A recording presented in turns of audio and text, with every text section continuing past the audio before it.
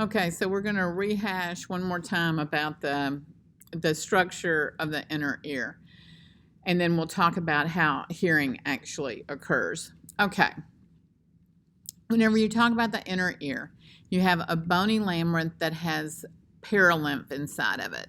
So if I'm looking right here, this outside is the bony labyrinth, and from here to here, you've got perilymph, like from here to here. This is, remember, like I take the cochlea and I roll it out, or I took a semicircular canal right here and rolled it out.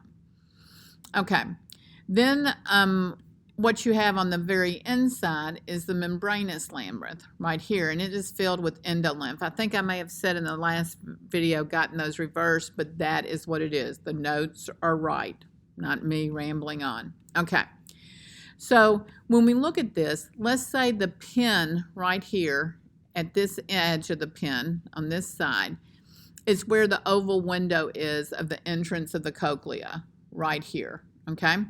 So the stapes hits against this oval window, and then you enter a chamber, this chamber right here. Remember, this chamber is round though, but the chamber goes right here.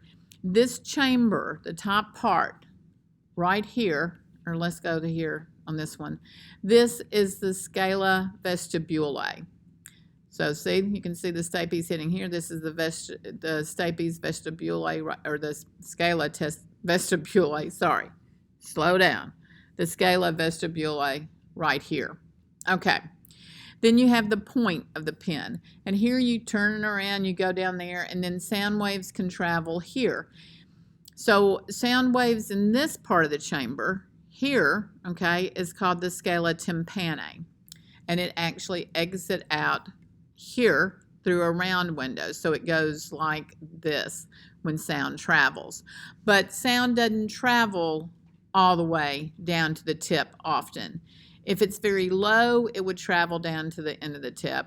But if it's high pitched, it falls off closer to the oval window. And when it falls off, it goes here, and here it's going to enter the organ of Corti, right in here, okay?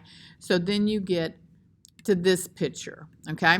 So this right here, you can see this right here is the vestibular membrane. It's the bottom of the scala tympani chamber. And then you hit the scala vestibule, or the scala vestibuli, you're in there. Then you hit the vestibular membrane. That hits this tectorial membrane. It stimulates the hair cells and makes them move. The nerve impulses go up here and goes to the brain, so we hear, but sound is still traveling. So it has to go through the tectorial membrane, through this membrane of the supporting cells, through the basilar membrane of the scala tympani, into the scala tympani, and then the sound waves will move out and go out the round window right here. Remember, this is the oval window, this is the round window. So the higher pitched, it falls off here. Lower pitched falls off further down the cochlea. If it goes all the way around, you would never even know you heard it, because it never stimulated the organ of Corti right here, okay? So that's the process. If you look at your written notes right here, it takes you all the way through the sound going through the auricle to the external auditory canal. Tympanic membrane vibrates. It moves the ossicles in those orders. Then the oval window, the stapes pushes against it. The waves move into the scala vestibulae through the perilymph.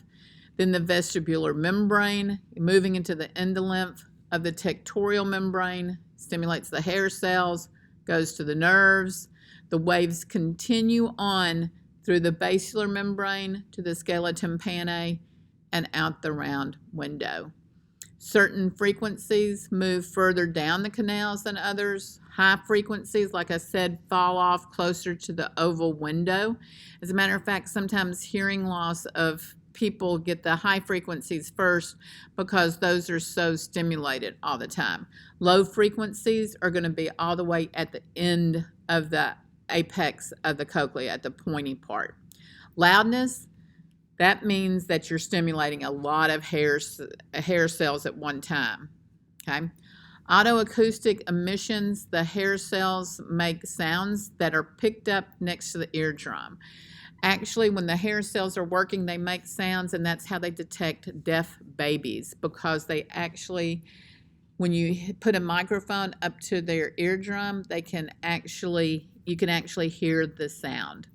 So whenever they're deaf and the hair cells don't work, they don't make a sound. Okay, I'm going to do balance tomorrow. So I sort of skipped this part, vestibule and semicircular canals, but I kind of come back to it. Okay, I wanted to be sure we had hearing. Okay, guys, have a good day.